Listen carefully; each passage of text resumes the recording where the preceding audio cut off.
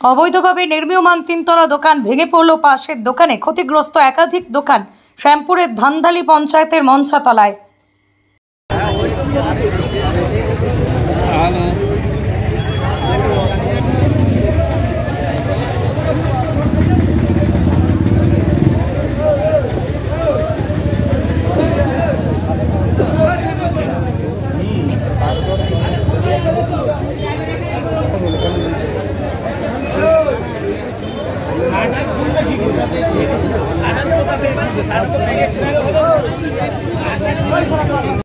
चला जाए ये को लिए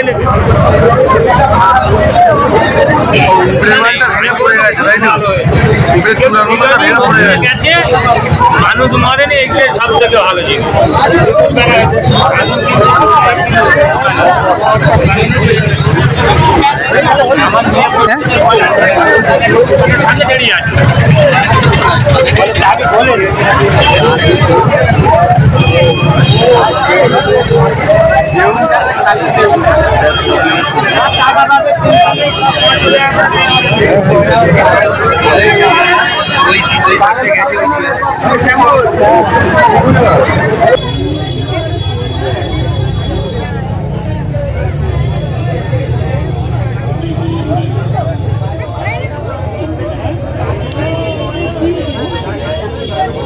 সামনে দাঁড়িয়ে আছে বসে গেছে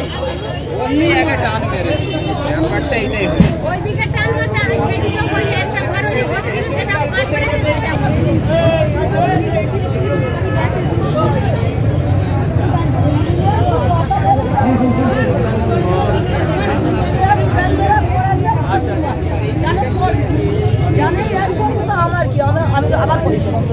ছিল নাকি কি ছিল না না এই এখন ওই ওইটা দোকানটা ওইটা আলমারি ফালমারি সব দেখা যাচ্ছে কি সব দেখা যাচ্ছে কাপড় দোকান ছিল এটা কাপড় দোকান ছিল কাপড় দোকান মানে এ ঠেলতেও পড়েছে নালে পড়তুনি টানটা থাকে হ্যাঁ বিলটা ডাইরেক্ট সেটাই তো হচ্ছে কথা আমরা তো কিছু বুঝতেই পারছি সমস্ত রাস্তা ধারে যে বিল্ডিং এর কাজগুলো বন্ধ ছিল কারা বারণ করে গেছিল থানা থেকেই বারণ করে গেছে আর এটাকে বারণ করেন এটাও করেছিল তারপরে তো বন্ধ ছিল অনেক দিন ধরে মালিকটা কি মালিকের নাম কি মালিকের নামটা বলতে বাগানটায় যে মার্বেল দোকান আছে ওনার এটা চলছিল আর আজকে কি কারণে ভেঙে পড়লো ওই 3:10-15 বৃষ্টি হচ্ছিল বৃষ্টির হওয়ার পরই হচ্ছে আপনার নাম আমার নাম হচ্ছে নিতাই বাগ আপনি এখানে বাড়ি এখানেই বাড়ি ধন্যবাদ এই যে আজকে একটা ভয়ানক দুর্ঘটনা ঘটে গেল আপনার দোকান ক্ষতিগ্রস্ত হলো রানিং দোকান কি কারণে ঘটলো কখন ঘটলো একটু বলুন স্যার এখানে কোনো আইন বলে কিছু নেই এখানে দিনের পর দিন লোক দোকান করছে পুলিশ প্রশাসন এসে বারণ করছে তার সত্ত্বেও এই বিল্ডিংটা এত বড় হয়ে গেল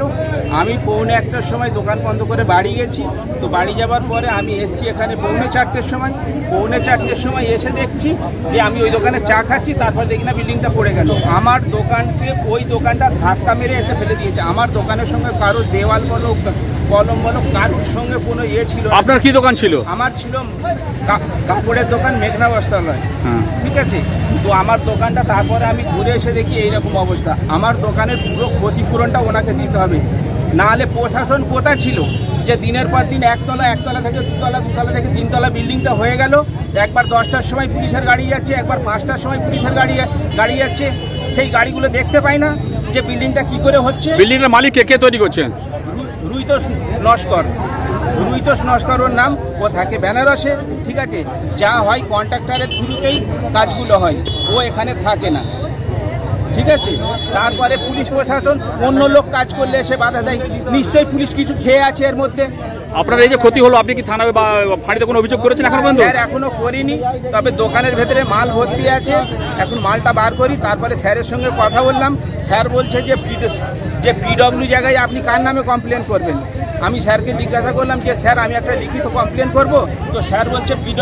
যে পিডব্লিউ জায়গায় আপনি দোকান করেছেন আপনার দোকান তো কোনো দলিলপ্রাপ্ত জায়গাতে নেই তো আপনি কীরকমভাবে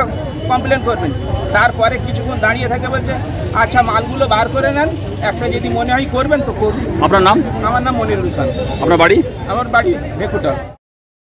ব্যুরো রিপোর্ট আমার কলম।